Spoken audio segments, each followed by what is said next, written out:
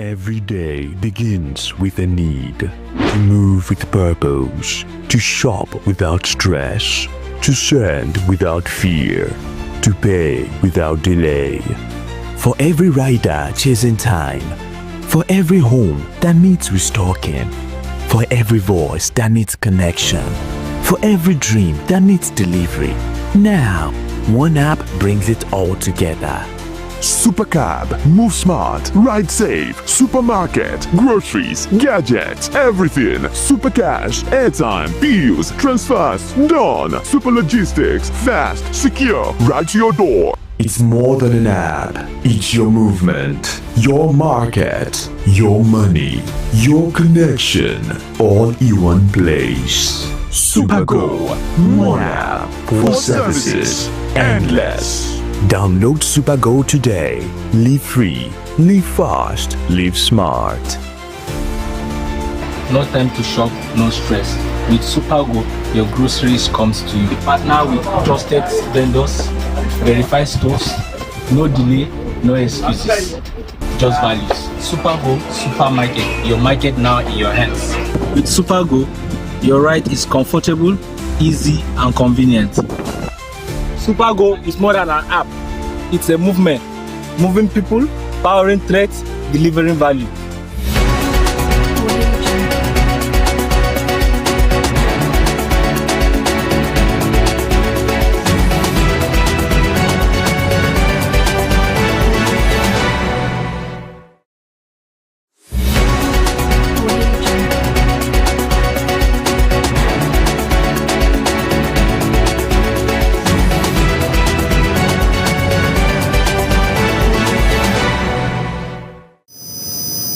I am Moses Peter, welcoming you to news at 9 p.m. on Som TV.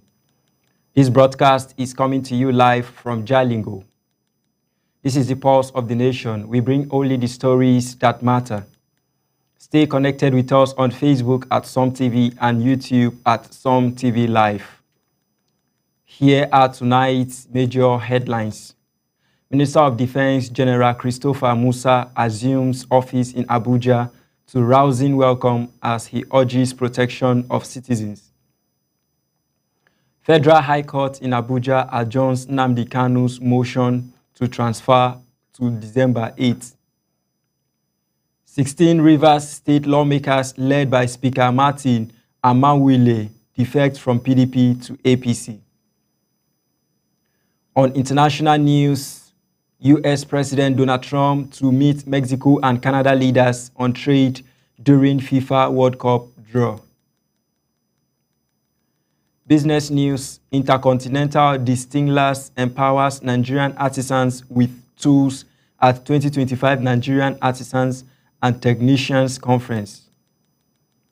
On entertainment news, Netflix emerges as leading bidder to acquire Warner Bros. Discovery for $82.7 billion.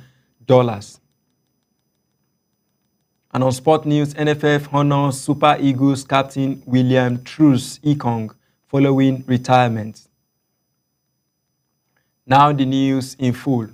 Minister of Defense General Christopher Musa has assumed office in Abuja today to a rousing welcome from ministry officials who sang solidarity songs in his honor.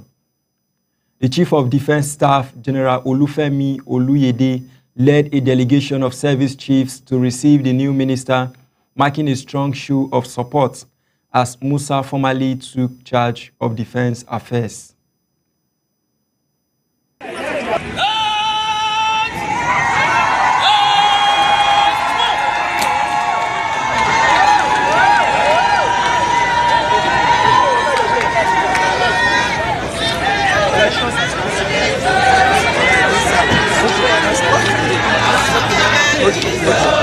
Yes, sir.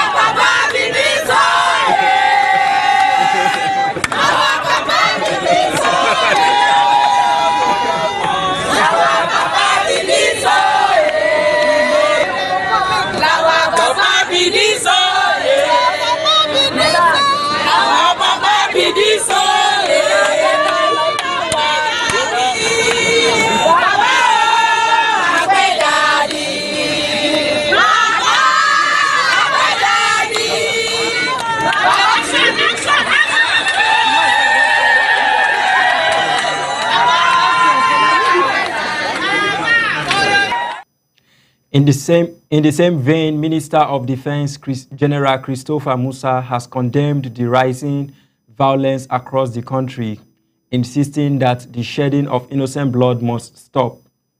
Speaking during a meeting with service chiefs and directors of the Ministry of Defense, he stressed that children must be able to return to school safely and farmers should access their farms without fear. Musa reaffirmed the ministry's commitment to restoring security and protecting citizens nationwide. We do not have time. We are going to continue to hit the ground running. We must respect the human rights of Nigerians. Our loyalty is to Nigeria and the Nigerian people. Shedding of innocent blood is over. Our children should be able to go back to school. Our farmers should be able to go back to their farms. We must address these issues on ground. And with the support and prayers we're getting from all Nigerians, we cannot fail. But I want to assure the minister that collectively we're going to support this cause and make Nigerians believe more in us. And I believe going forward, Nigeria will be better. We stand ready to work diligently under your guidance, upholding the highest standard of professionalism, integrity, discipline, and accountability. General Musa pledges an inclusive leadership approach anchored on strengthening joint operations, ensuring. In the Federal Capital Territory, the Federal High Court in Abuja adjourned Nnamdi Kanu's motion to transfer from Sokoto Correctional Facility to December 8.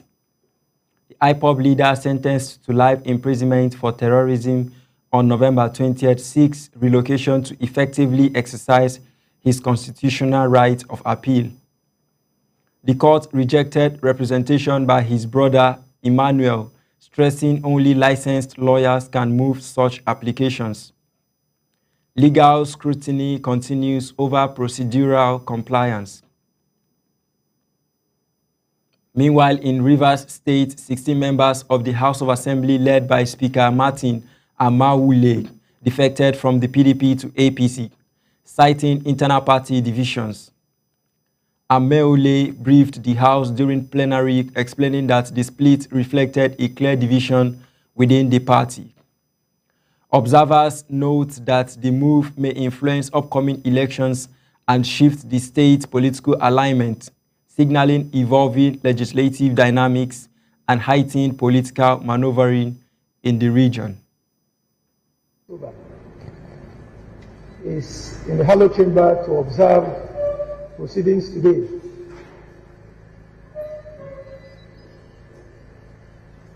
Distinguished colleagues, also by way of announcement, I'd like to inform the House that I have been informed by 16 members of the Rivers State House of Assembly of their decision to leave the People's Democratic Party and move to the All Progressive Congress. All 16 members, including the Speaker, have so decided to leave the People's Democratic Party for the All Progressive Congress. Distinguished colleagues, it's important I also allow all the members who have so communicated to me to also reaffirm by addressing the House on this particular item. But before I give them the opportunity to speak, distinguished colleagues, let me say that the reason for leaving the People's Democratic Party is because of the clear division in the People's Democratic Party today.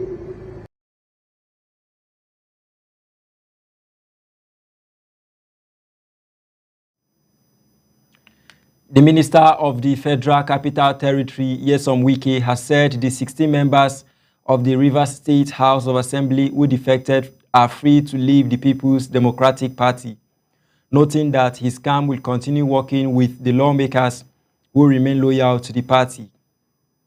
He spoke on Friday after inspecting the ongoing construction of an interchange bridge linking Maitama, Gishiri, Jahi, and Gwamripa in Abuja.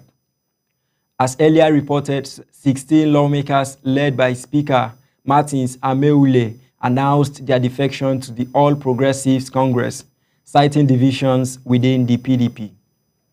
Ameule said he joined the APC to support the president, whom he described as committed to the nation's progress. The ICANN Jalingo and District Society has successfully hosted its annual Catch Them Young program, mentoring secondary and tertiary school students across Taraba State on career opportunities in accounting.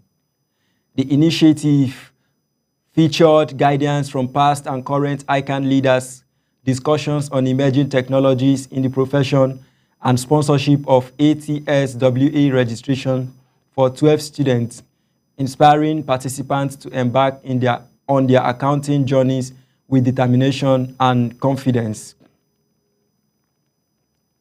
President Bola Tinubu has approved new boards for the National Agricultural Development Fund, the Bank of Agriculture, and the Universal Basic Education Commission.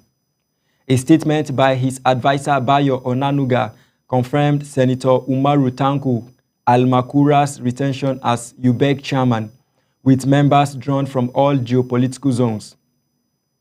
Muhammad Babangida was named BOA chairman, while Bello Machido will lead the NADF board. The appointees are expected to strengthen agricultural financing and basic education nationwide. The Pharmaceutical Wholesalers and Distributors Association of Nigeria has urged the federal government to enforce the National Drug Distribution Guideline to curb fake and substandard medicines.